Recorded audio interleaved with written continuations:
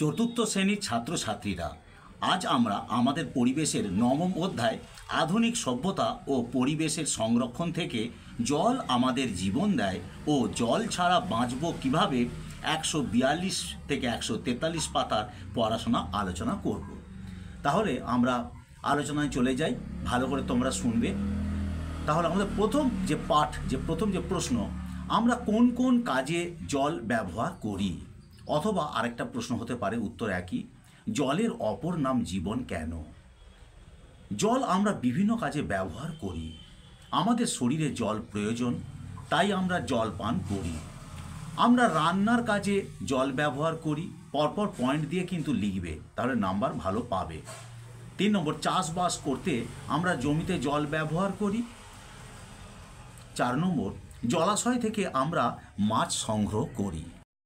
5 নম্বর, স্নান করতে বা জামা কাপড় ধুতে আমাদের জল দরকার হয়। 6, বাসন ধুতে বা ঘর মুছতেও আমরা জল ব্যবহার করি।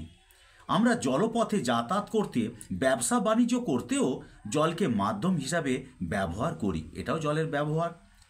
এই সব কারণেই আমরা বলতে পারি জলের অপর নাম জীবন, কারণ আমাদের জীবনের সাথে ওতপ্রোতভাবে আমাদের জড়িত এই জল।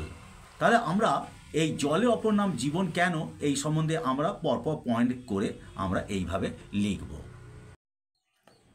দ্বিতীয় প্রশ্ন, পানীয় জল আমরা কোথা থেকে পাই? বিভিন্ন জায়গা থেকে আমরা পানীয় জল পাই। 1 নম্বর, সাধারণত মাটির নিচের জল নলকূপ, ডিপ টিউবওয়েল, সাবমার্সিবল পাম্পের সাহায্যে সংগ্রহ করি। 2, কোথাও কোথাও কুয়া থেকে পানীয় জল সংগ্রহ করা হয়। 3 নম্বর, ঝর্ণার জল ও পানীয় জল হিসেবে ব্যবহৃত হয়।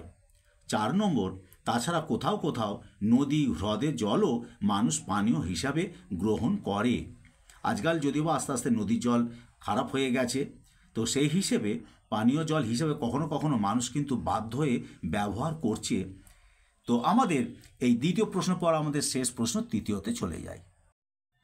আমাদের তৃতীয় পাঠ প্রশ্ন হলো, আমরা কোন কোন ভাবে জল সংগ্রহ করতে পারি? কোন কোন পদ্ধতিতে কোথা থেকে জল সংগ্রহ করতে পারি?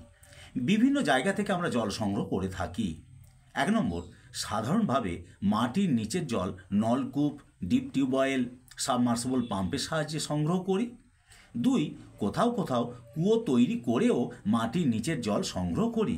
3, ঝর্ণার জলকেও আমরা ব্যবহার করে থাকি। 4 নম্বর, কোথাও কোথাও নদী হ্রদের জল আমরা ব্যবহার করে থাকি। 5, পুকুর, নদী, নালা, খাল, বিলের জলকে আমরা স্নান করতে, জামা কাপড় ধুতে, বাসন ধুতেও কাজে লাগাই। 6, বৃষ্টির জল আমাদের অন্যতম একটি জলের উৎস।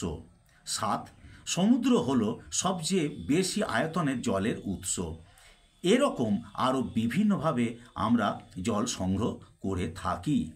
তাহলে এই অংশে আমরা 3টে প্রশ্নের মধ্য দিয়ে, একটু বড় প্রশ্ন এইটা, তো এর মধ্য থেকে আমরা জানতে পারলাম যে জলের ব্যবহার, উৎস আমাদের সম্বন্ধে, এই সম্বন্ধে আলোচনা হলো। তোমরা ভালো করে এটাকে বোঝার চেষ্টা করবে।